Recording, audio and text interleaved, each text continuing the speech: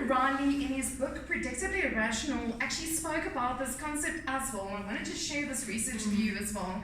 And they did an experiment at a university where they had a booth where they had Lindor, those Lind chocolates, and then they had a different kind of chocolates. I haven't actually seen it in South Africa. It's called Whispers.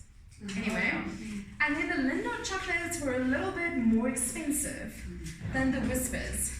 Okay, and what they were experimenting with is what would sell more, the Lindor, which is a little bit more expensive, or the cheaper chocolates. What do you guys think? Lindor. Expensive one. Quality.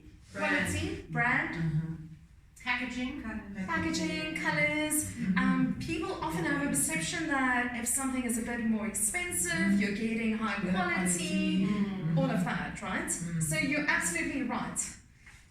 What happened is that most of the students, 73%, chose the Lindor chocolates above the Whispers. And what they did is they brought the price down to like 15 cents for the Lindor chocolates and like 1 cent for the Whispers. So the Whispers, I mean, it's practically costing you nothing. They would rather pay 15 times more for the Lindor chocolate than the Whispers. But then they did something interesting. So it was just like 1 cent, the Whispers, right?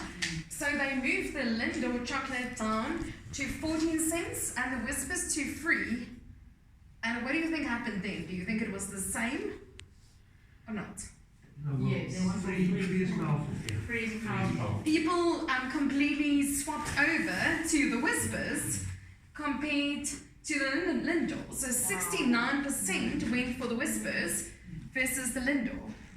So what he speaks about, and when I read this, I was like, oh, this is nonsense, man. And then I started